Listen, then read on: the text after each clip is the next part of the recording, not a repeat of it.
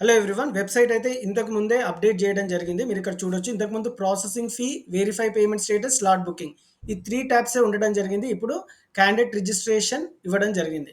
So, candidate registration తర్వాత candidates login అనే tab గూడా ఇవ్వాలి.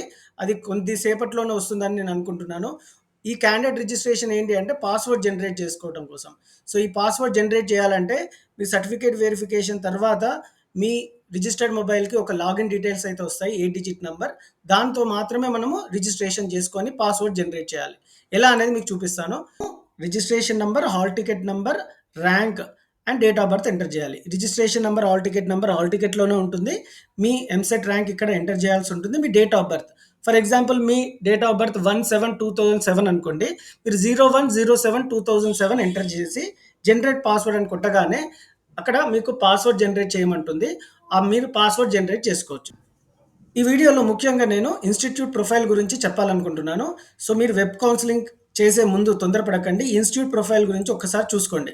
సో, ఈ ఇన్‌స్టిట్యూట్ ప్రొఫైల్ ట్యాబ్ క్లిక్ చేయగానే ఈ విధమైన కాలేజెస్ లిస్ట్ అయితే మీకు ఓపెన్ అవుతుంది. ఇందులో అన్ని కాలేజెస్, తెలంగాణలో ఉన్న అన్ని కాలేజెస్ ఇక్కడ ఇవ్వడం జరుగుతుంది. సో, మీరు ఇక్కడ ఏం చేస్తారంటే ఈ బ్లూ కలర్ ఏదైతే ఉందో లింక్, ఆ లింక్‌ని ఓపెన్ చేస్తే ఆ కాలేజ్ గురించి అన్ని డీటెయిల్స్ మీకు ఇక్కడ ఇవ్వడం జరుగుతుంది. కాలేజ్ పేరు, ఫోన్ నంబర్‌తో సహా ఉంటుంది. ప్రైవేటా, గవర్నమెంటా, కో ఎడ్యుకేషనా, గర్ల్స్ కాలేజా, అడ్రెస్. ఇక్కడ మెయిన్‌గా మీరు చూడాల్సింది హాస్టల్ ఫెసిలిటీ. ఇక్కడ హాస్టల్ ఫెసిలిటీ ఉంటే యెస్ అని ఇస్తారు. బాయ్స్ అయినా, గర్ల్స్ అయినా. లేదు అంటే నాట్ అవైలబుల్ అని ఉంటుంది. సో, ఆ కాలేజ్ ఈమెయిల్ ఐడీ మీకు వెబ్‌సైట్ కూడా ఇవ్వడం జరిగింది. ఆ కాలేజ్‌లో ఏ గ్రూప్స్ ఉన్నాయి, ఏ బ్రాంచెస్ ఉన్నాయనేది వివరంగా ఇవ్వడం జరుగుతుంది విత్ నంబర్ ఆఫ్ సీట్స్.